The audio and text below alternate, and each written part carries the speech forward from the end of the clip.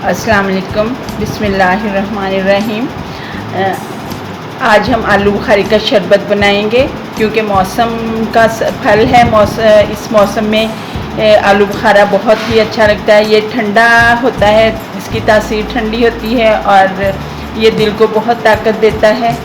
तो इसका जो शरबत होता है वो भी बहुत गर्मियों में अच्छा और सेहत के लिए बहुत मुफीद होता है। तो इसलिए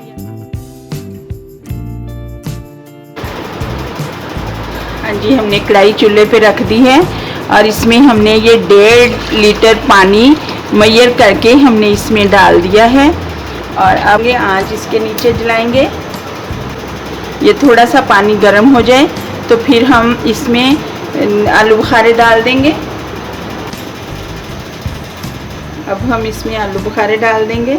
ये हमने अच्छी तरह धो के रखे हुए हैं आलू बुखारे सारे। अब हम इसको ऊपर से ढक देंगे।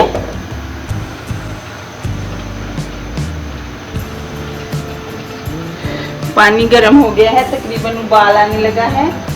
अब इसमें हमने क्योंकि 1.5 लीटर पानी डाला था तो इसलिए हमने ये 1.5 कप मैयर करके चीनी डाली है। इसमें गर्म पानी है तो चीनी ने खुद ही जल्दी जल्दी पिघल जाना है। इसको हम ऊपर से ढक देंगे, हम तकरीबन 2-3 मिनट और पकने देंगे। फिर हम इसको बंद कर देंगे, आंच को ठंडा होने देंगे।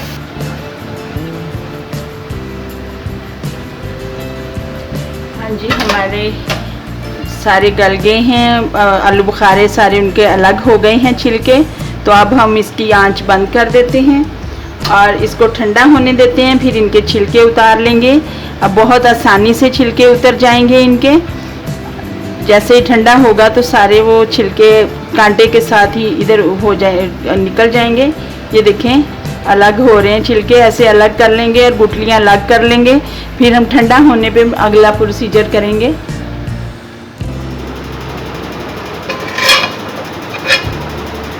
अब हम सारे आलू बुखारे एक बर्तन में निकाल लेंगे ताकि इनके छिलके अलग किए जा सकें और गुठलियाँ इसमें से निकाली जा सकें।